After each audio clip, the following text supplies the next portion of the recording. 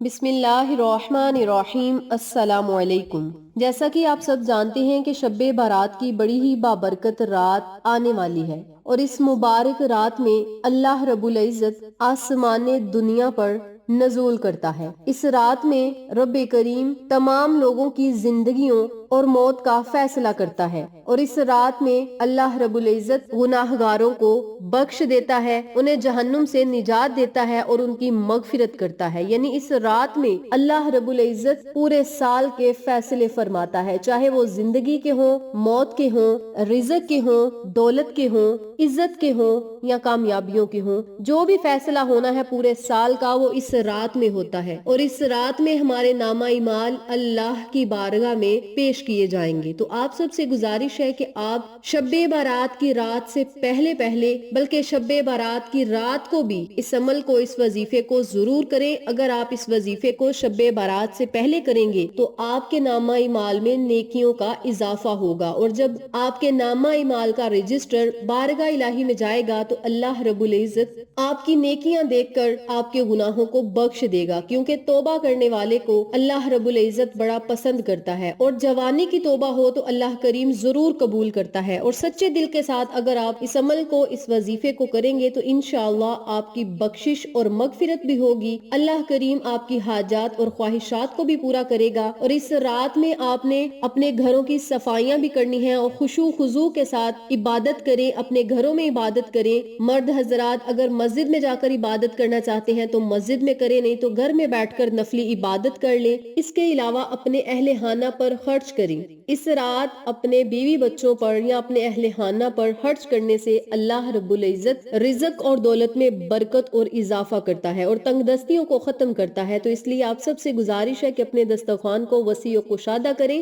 اور اپنی حیثیت کے مطابق صدقہ خیرات ضرور کریں۔ بزرگوں کا فرمان ہے کہ جو بندہ بے روزگاری جیسے امراض میں مبتلا ہے، یعنی ایسے مسائل میں مبتلا ہے، ایسے مسائل سے دوچار ہے، تو ان سے گزارش ہے کہ سچے دل کے ساتھ اس عمل کو، اس وظیفے کو، ان کلمات کو آپ نے ضرور پڑھنا ہے، چاہے شب بارات سے پہلے پڑھ لیں یا شب بارات کی رات میں پڑھ لیں، اور پھر اپنے ہاتھوں کو اٹھا کے اللہ سے دعا کریں، رو کر اللہ سے دعا کریں، گڑ گڑا کر دعا کریں، وہ آپ کی مرادوں کو ضرور پورا کرے گا، اور آپ جو مانگتے جائیں گے اس بابرکت رات میں اللہ کریم آپ کی قسمت اور مقدر میں ضرور لکھے گا، آپ کی ہر حاجت کو پورا کرے گا، ہر دعا کو قبول کرے گا، اور جو آپ کو پورا سال نہ مل سکا اس رات وہ بھی آپ کے مقدر میں لکھ دیا جائے گا۔ تو میری پیاری بہنوں اور میرے پیارے بھائیوں، اس بابرکت عمل کو آپ نے پڑھنا کس طریقے سے ہے توجہ سے ملاحظہ فرمائیں۔ آپ نے اس عمل کو، اس وظیفے کو جب پڑھنا ہے تو آپ نے نماز عشاء ادا کرنے کے بعد پڑھنا ہے، یا نماز تہجد میں پڑھیں، یا اذان فجر سے پہلے جب آپ کے پاس ٹائم ہو اس عمل کو، اس وظیفے کو آپ پڑھ لیں۔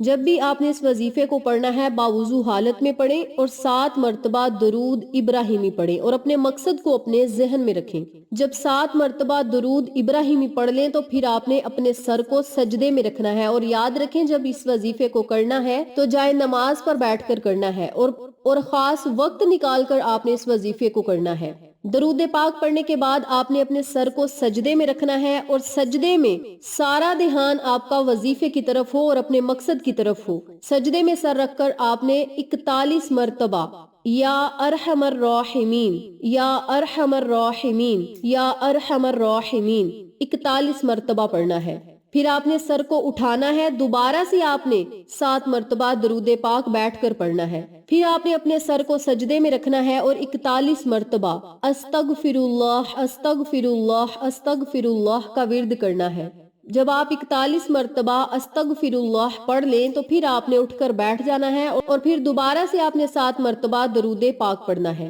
جب 7 مرتبہ درود پاک پڑھ لیں تو پھر آپ نے اپنے سر کو سجدے میں رکھنا ہے، اور 41 مرتبہ ہی یا حیو یا قیوم برحمتی کا استغیث، یا حیو یا قیوم برحمتی کا استغیث کا ورد کرنا ہے، اور پھر آپ نے اٹھ کر بیٹھ جانا ہے۔ 7 مرتبہ درود پاک آخر میں پڑھنا ہے، اور پھر اپنے ہاتھوں کو اٹھا کر اللہ سے دعا کرنی ہے۔ دعا آپ چاہیں تو سجدے میں سر رکھ کر مانگ لیں، آپ چاہیں اپنے ہاتھوں کو اٹھا کر اللہ سے مانگ لیں، آپ چاہیں اپنی خالی جھولی کو کو اللہ کے سامنے پھیلا کر دعا کریں، اور جب بھی آپ رب کریم سے دعا کریں گے تو آپ رو کر مانگے، گڑ گڑا کر مانگے، ضد کر کے مانگے۔ اللہ کی رحمت جب جوش مارے گی تو رب کریم آپ کو ہر وہ خزانہ عطا کرے گا، ہر وہ خوشی عطا کرے گا، ہر وہ دعا آپ کی قبول کرے گا جس کی آپ کو ضرورت اور طلب ہے، آپ کے دل کی مرادوں کو پورا کرے گا، اور آپ جو اللہ سے مانگیں گے اللہ کریم آپ کو اپنی رحمت و انعامات سے ضرور مستفید کرے گا۔ تو میری پیاری بہنوں اور میرے پیارے بھائیوں، اس بابرکت عمل کو آپ شب برات سے پہلے بھی شروع کر سکتے ہیں، یعنی شب برات سے پہلے